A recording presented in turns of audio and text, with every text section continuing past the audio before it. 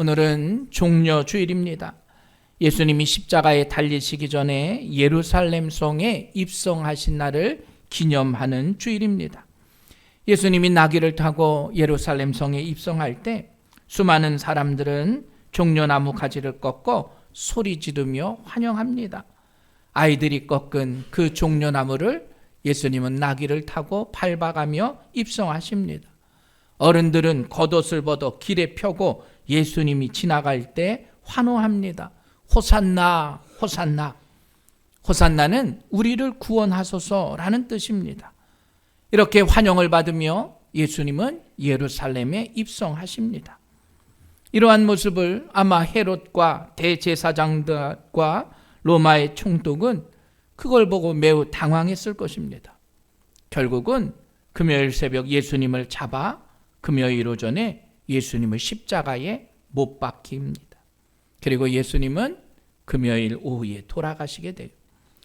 종려주일, 우리는 예수님을 환영하는, 예수님이 예루살렘에 입성하는 것을 환영하는 주일이다 말하지만 실은 오늘부터 고난주간의 시작입니다. 예수님의 그 고난을 기억하며 예수님의 그 고난을 생각하는 거룩한 주일이 바로 이 한 주간의 모습이에요.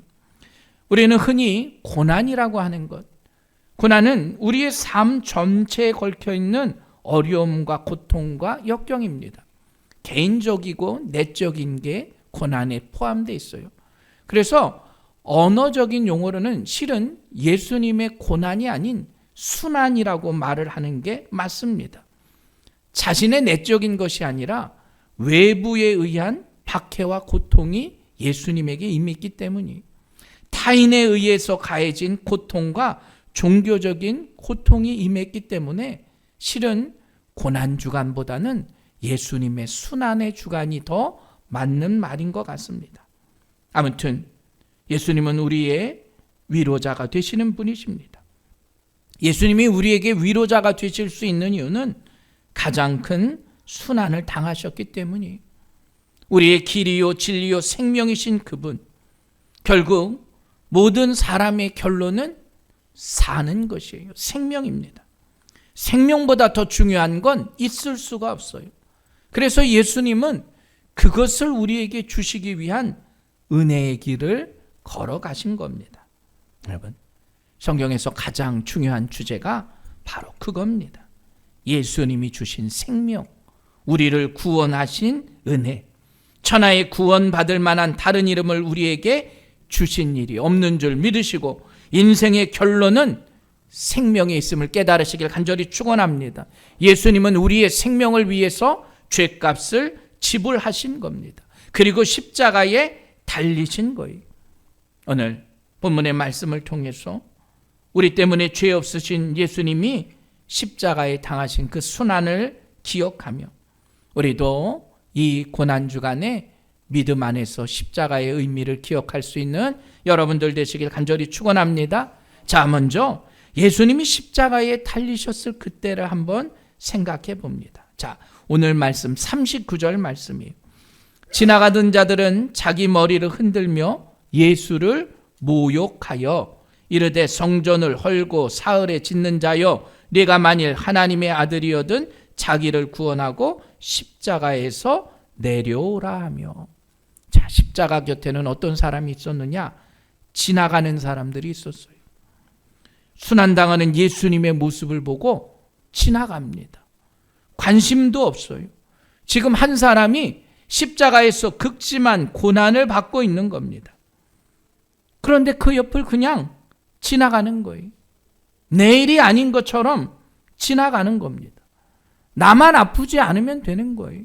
다른 사람의 고난은 나에게 흥미가 없는 겁니다. 그냥 지나가는 것도 아니에요. 머리를 흔들며 지나간다 말합니다. 여러분, 예수님은 권세가 있으시고 능력이 있으세요. 실은 십자가에서 내려오실 수 있는 분입니다.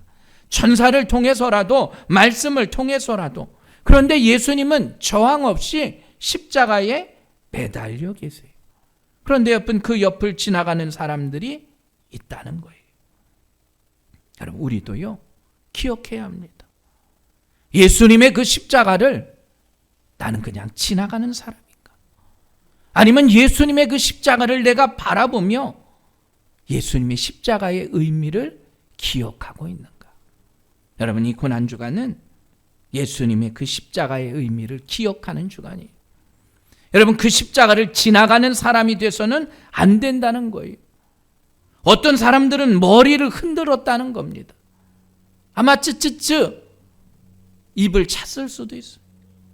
우리에게 구원을 위해서 오신 그 예수님이 순환받으시는데요, 머리를 흔들며 그냥 지나가요.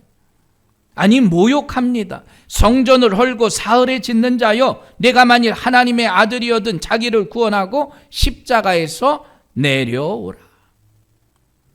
예수님을 모욕해요.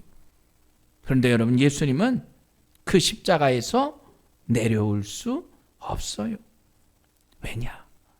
우리의 죄를 사하기 위해선 십자가에 달리셔야 했기 때문입니다. 여러분, 순환당하는 예수님 곁에는 지나가는 자들이 있어요. 지금도요, 구원의 교회를 그냥 지나가는 사람들이 있어요. 거기에 생명이 있고 구원의 은혜가 있는데 내 일 아니라고 그냥 지나가요. 여러분, 생명 되신 예수님을 지나가지 않는 우리의 삶이 되길 간절히 축원합니다.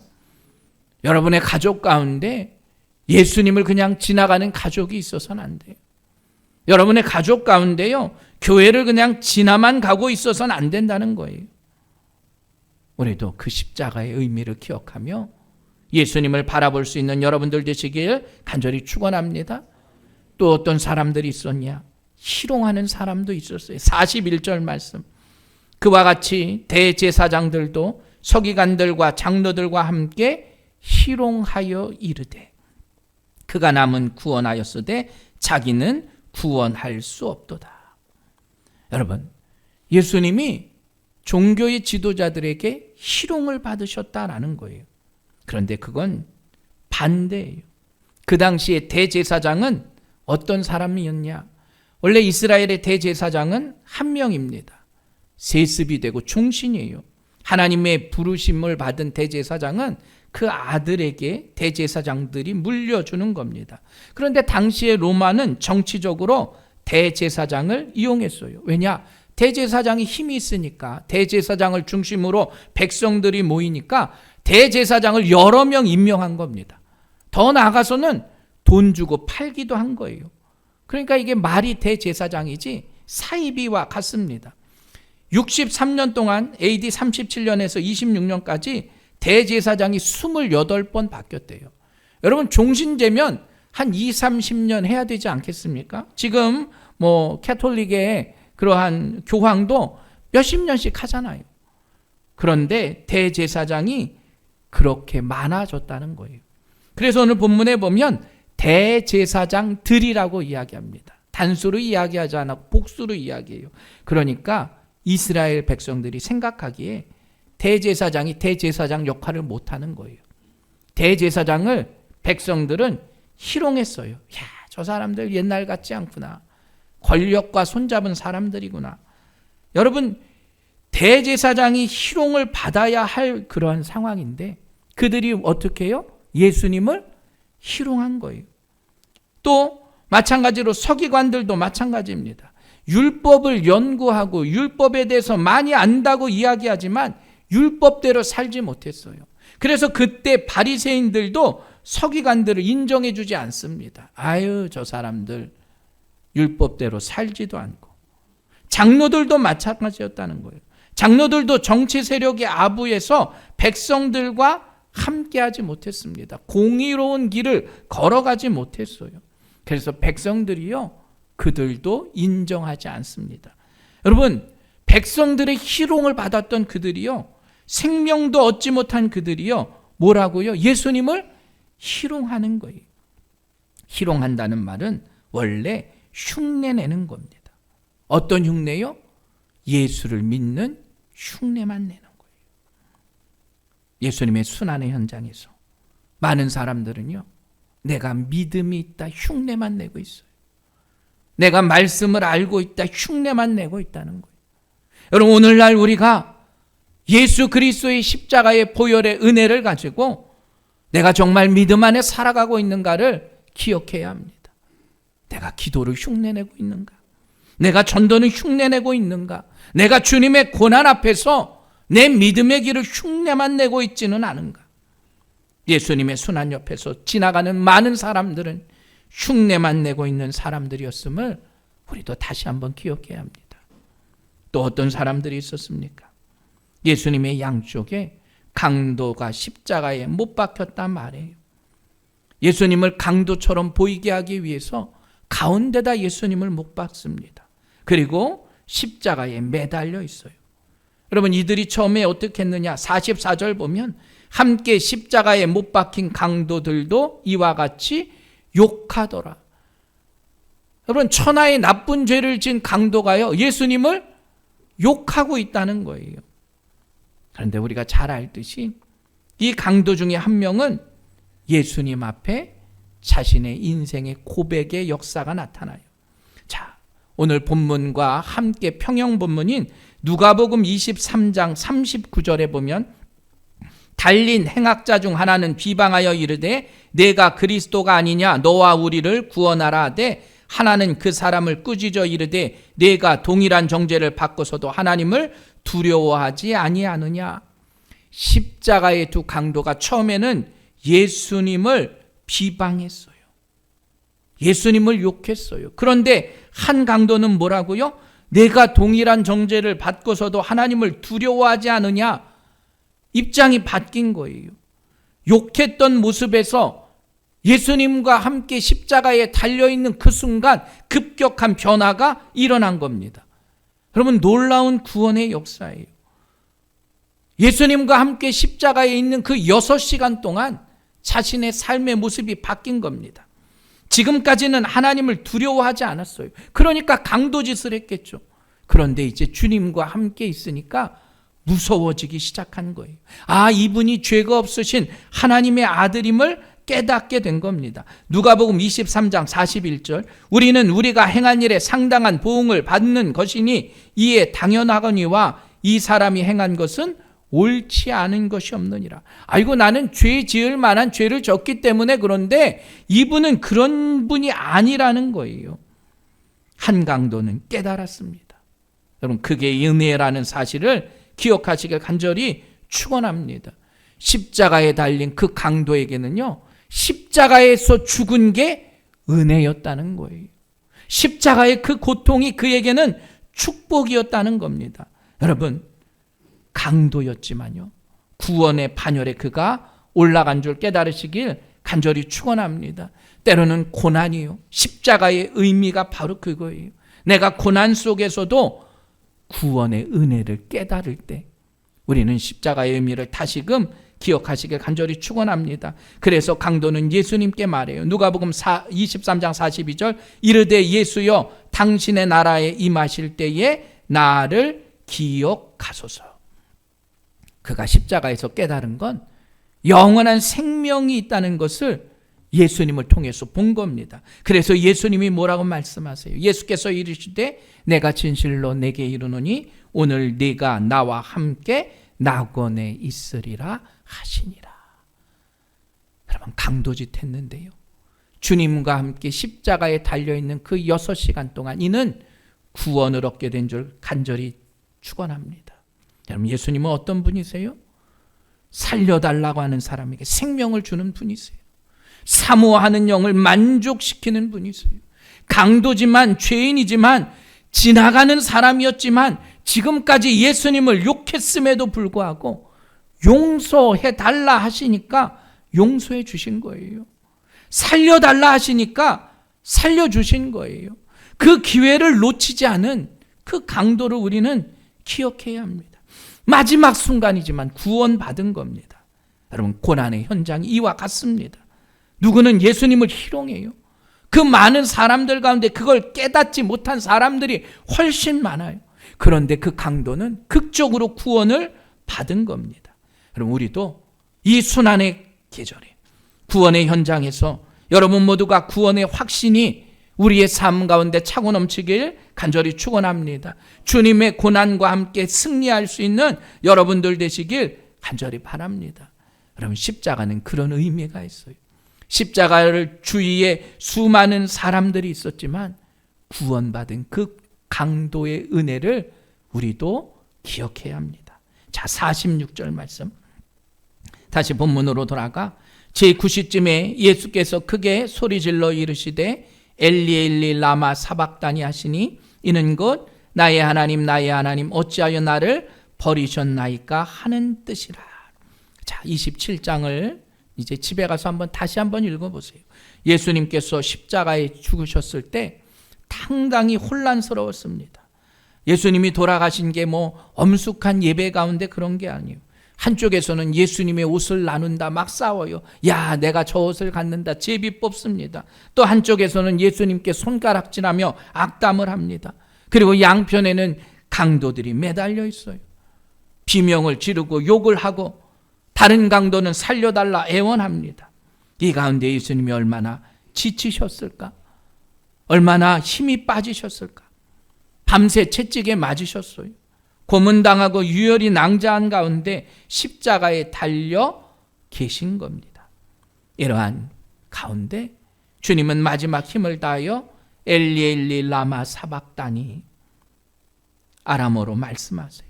나의 하나님 나의 하나님 어찌하여 나를 버리셨나이까. 여러분, 그러한 긴박한 상황 가운데 죽기 직전 그 순간까지 마지막 힘을 다하여 말씀하신 거예요. 나의 하나님 나의 하나님 어찌하여 나를 버리시나이까. 근데 많은 사람들은 기억합니다. 고통을 이기지 못하고 횡설수설하는 것이다. 심지어는 그가 엘리야를 부르는 것 같다. 그 십자가 주위에서 예수님의 죽음을 보는 사람들은 그렇게 생각했어요. 그러나 여러분, 주님의 그 말씀은 혼란스러워서 한 말씀이 아니에요. 횡설수설하신 말씀이 아니에요. 실은 시편 22편의 말씀을 하신 거예요. 내 하나님이여 내 하나님이여 어찌하여 나를 버리셨나이까. 세상 속의 혼란스러운 그 모습 가운데서도 주님은 말씀을 통해서 그 모든 것을 이기시게 되었어요. 그리고 그 십자가의 길을 걸어가신 겁니다. 여러분, 한번 기억해 보시기 바랍니다. 예수님은 분명히 그 십자가에서 내려올 만한 권능이 있으세요. 그런데 내려오지 않으시고 하나님의 구원의 역사를 이루십니다. 예수님이 내려오지 않으셔야 될 이유가 있어요. 왜냐? 항상 우리의 믿음의 길에는 우리의 신앙의 길을 반대하는 사단의 역사가 있다는 거예요. 그 사단은 우리의 한계를 분명히 알고 있습니다. 그리고 반복해서 우리를 유혹해요. 예수님이 40일에 공생애를 시작하기 전에 40일 동안 금식하세요. 금식하신 뒤에 쉼없는 시험이 있습니다. 예수님이 시험을 받으셨다는 건 사탄이 분명히 존재한다는 겁니다. 그러면서 뭐래요? 많은 사람들 앞에서 자기를 구원하고 십자가에서 내려오라 시험하는 것과 같아요. 오늘 본문에 강도들이 욕했다 말하잖아요. 강도보다 예수님을 더 악한 사람으로 취급합니다. 여러분, 죄가 없으신 그분이요, 한번 내려올 만하지 않겠습니까? 내가 무슨 죄를 졌는지. 근데 내려오지 않으세요. 아니요, 내려올 수가 없는 거예요. 왜냐? 십자가에서 내려오면 우리의 구원은 사라지기 때문입니다. 내려오지 않는 이유는 바로 우리를 구원하기 위함임을 깨달으시길 간절히 축원합니다. 왜 내려오지 않으셨을까? 마태복음 27장 40절에 보면 이르되 성전을 헐고 사흘에 짓는 자여 내가 만일 하나님의 아들이어든 자기를 구원하고 십자가에서 내려오라 하며, 예수님을 많은 사람들이 조롱해요. 야, 네가 어떻게 성전을 헐고 사흘에 짓느냐? 그러나 성경 곳곳에는 예수님께서 죽으시고 사흘에 살아날 것을 예언하십니다. 근데 그 예언을 많은 사람들은 몰라요. 알 수가 없죠. 실은 제자들도 몰라요. 그리고 그 말씀을 하신 게 어떻게 보면 빌라도에게도 고속거리가 됩니다. 아니, 46년 동안 지은 성전을 어떻게 사흘 만에 다시 짓냐는 거예요. 절대로 할 수 없는 일입니다. 그런데 예수님은 하실 수 있음을 깨달으시길 간절히 축원합니다. 죽은 사람은 절대로 일어날 수 없어요. 그러나 주님은 사흘 만에 부활하신 줄 믿으시길 간절히 축원합니다. 예수님이 굳이 십자가에서 내려오실 필요가 없는 이유가 바로 이거예요. 사흘 후에 부활하시기 때문이에요. 조롱하는 사람들은 이야기합니다. 내가 만일 하나님의 아들이어든, 예수님이 광야에서 시험 받을 때와 똑같아요. 사탄이 예수님에게 말씀하는 거예요. 내가 만일 하나님의 아들이어든 어떻게 해요? 돌이 떡이 되게 하라. 어떻게 해요? 성전에서 뛰어내리라. 여러분, 그 초대교회부터 지금까지 수많은 질문은 우리에게 허락됩니다. 내가 만일 하나님의 아들이냐는 거예요. 예수님이 하나님의 아들인 것, 그게 우리에게 있어서 매우 중요한 과제예요. 예수님이 하나님의 아들임을 고백할 수 있느냐, 그렇지 않으냐가 우리 신앙의 길을 정할 수 있는 겁니다. 베드로는 말해요. 주는 그리스도시요 살아계신 하나님의 아들이시니라. 예수님에 대한 신앙의 고백을 통해서 베드로는 자신의 목숨까지도 내놓을 수 있는 믿음의 길을 걸었다는 겁니다. 여러분, 예수님은 하나님의 아들이심을 믿으시길 간절히 축원합니다. 그 아들이 어떻게 해요? 성전을 사흘에 일으킨다는 그 말씀도 그래서 우리는 믿을 수 있는 거예요. 예수님의 부활을 믿는 신앙, 그건 예수님이 하나님의 아들임을 믿는 신앙입니다. 그래서 바울도 이야기해요. 만약에 우리에게 부활이 없다면, 다시 사는 것이 없다면, 여러분, 구원받은 것도요, 소망도 다 헛것이라는 거예요. 맞습니다. 우리의 믿음, 우리의 구원, 우리의 소망도 부활이 없으면 다 헛것일 수밖에 없다는 거예요. 그러나 예수님이 부활하셨기 때문에요. 예수님이 부활의 첫 열매가 되셨기 때문에 자는 자들의 그 열매가 되셨음을 깨달으시길 간절히 축원합니다. 그래서 예수님은 십자가에서 내려오지 않으신 거예요. 가장 좋은 것은 아직 오지 않았다는 격언이 있습니다. 청교도들이 고난과 핍박을 당하면서도 아직 가장 좋은 건 우리에게 오지 않았음을 기억하며 그 고통을 이겨냈어요. 로마서 8장 18절에도 현재의 고난은 장차 우리에게 나타날 영광과 비교할 수 없도다. 여러분, 지금은 때로는 십자가의 길을 가고 있는 우리들입니다. 그 십자가의 삶은 장차 어떤 영광을 가져줄지 알 수는 없어요. 저도 보지 못했기 때문에, 가지 못했기 때문에 여러분들에게 이야기할 수 없어요. 그러나 그 어떤 영광과 어떻게 해요? 비교할 수 없는 줄 깨달으시길 간절히 축원합니다. 그래서 그리스도를 따르는 길은 십자가의 길이다 말하고 있어요. 우리가 그 십자가를 지고 따라가는 삶입니다. 여러분, 여러분의 십자가를 절대 내려놓지 마시길 간절히 축원합니다. 우리들 모두도 주님처럼 십자가에 달려있는 삶이에요. 사단은 우리 보고 내려오라 말하지만 우리는 내려가서는 안 된다는 거예요. 우리도 부활할 것이기에 이 삶을 포기할 수 없는 우리의 삶이 되길 주님의 이름으로 간절히 축원합니다. 또 오늘 27장 42절 말씀 함께 보겠습니다. 그가 남은 구원하였으되 자기는 구원할 수 없도다. 그가 이스라엘의 왕이로다. 지금 십자가에서 내려올지어다. 그리하면 우리가 믿겠노라. 예수님이 구원자이심을 그들은 믿지 않은 거예요. 누가요? 대제사장들, 서기관들, 장로들, 야, 너를 구원할 수 없도다 말합니다. 그런데 여러분, 이 말은 틀린 말이에요. 예수님은 구원할 수 없는 것이 아니라 구원할 필요가 없으신 분이에요. 예수님은 우리의 구원자이세요. 구원자이시기에 구원받을 필요가 없다는 거예요. 우리처럼 똑같은 시험은 받으셨지만 죄가 없으시기에 구원받을 필요가 없는 거예요. 우리에게는 분명한 문제들이 있습니다. 우리의 힘으로 해결하지 못하는 문제. 그잖아요. 실은 육체의 질병도 우리의 힘으로 해결하지 못해요. 그러나 가장 중요한 구원의 문제를 누가 해결하겠습니까? 신부가 고해성사를 한다고 구원의 문제가 해결되나요? 아니에요. 구원의 문제는 주님이 주관하시는 거예요. 예수님은 구원받으실 필요가 없어요. 사람은 스스로 자기를 구원할 수 없습니다. 그래서 예수님을 조롱하며 이야기해요. 자기는 구원할 수 없다. 그러나 예수님은 구원할 필요가 없는 분이기 때문이에요. 요한복음 15장 13절, 사람들이 친구를 위하여 자기 목숨을 버리면 이보다 더 큰 사랑이 없나니. 예수님께서 자기의 목숨을 다른 사람을 위해서 주는 사람을 큰 사랑이라 말합니다. 그리고 예수님을 십자가에 못 박는 사람을 친구를 삼으려고 오셨다 말해요. 그러니까 예수님은 영적으로 무지한 이 세상에 우리의 구원의 역사를 위해서 자기 목숨을 십자가에 내어주신 거예요. 그러니 십자가에서 내려오실 필요가 없는 분입니다.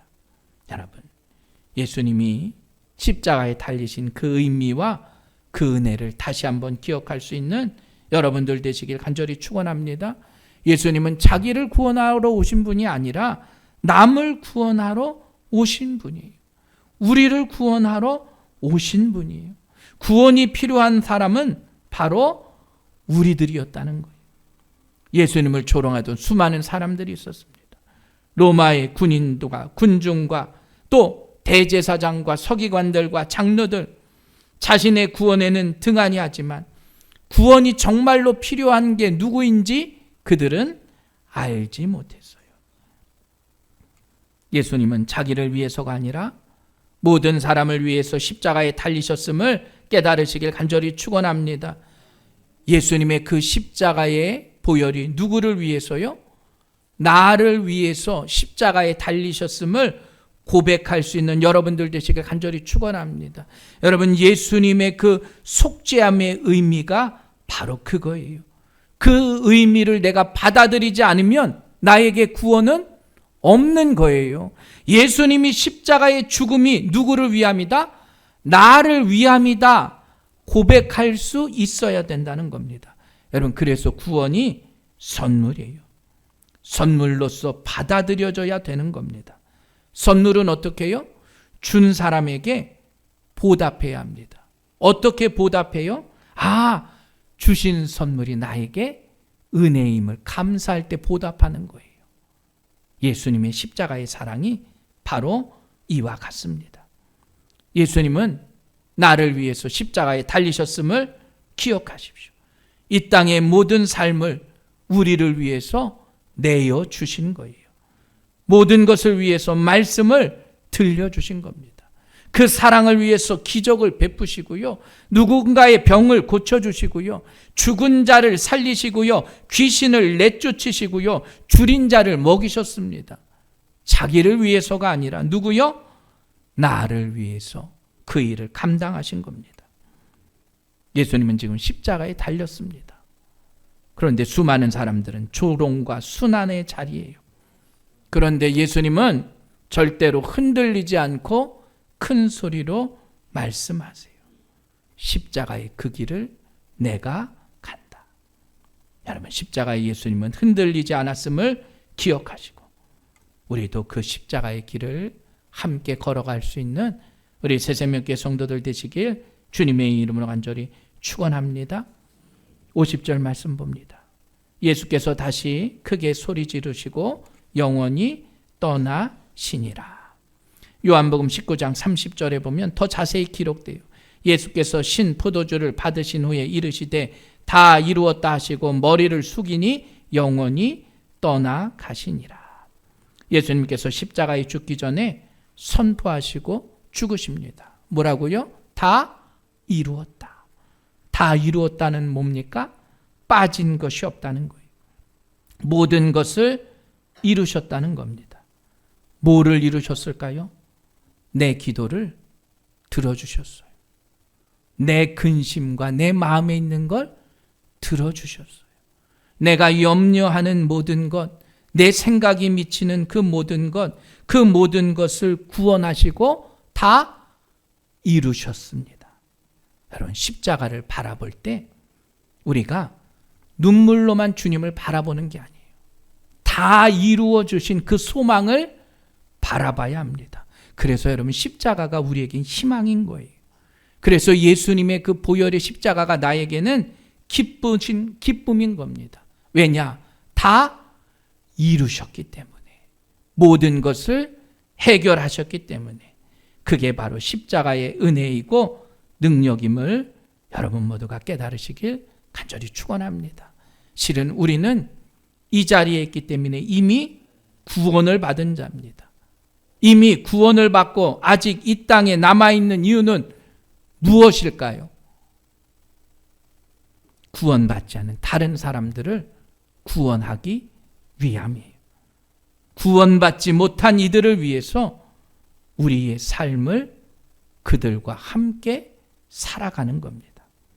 여러분, 이 고난의 주간은 십자가를 바라보는 주간임을 기억하시길 간절히 축원합니다. 구원보다 더 귀한 것은 있을 수가 없습니다. 십자가의 눈물과 한숨으로 십자가는 끝나는 자리가 아니라 소망의 자리, 은혜의 자리, 능력의 자리임을 기억하시고 다 이루신 주님이 세상을 이기셨음을 여러분 모두가 고백할 수 있는 우리 믿음의 성도들 되시길 간절히 축원합니다. 우리도 그 자리에서 사명의 자리, 내 십자가를 지고 예수님을 향하여 걸어가는 복되고 귀한 한 주간이 되길 주님의 이름으로 간절히 축원합니다.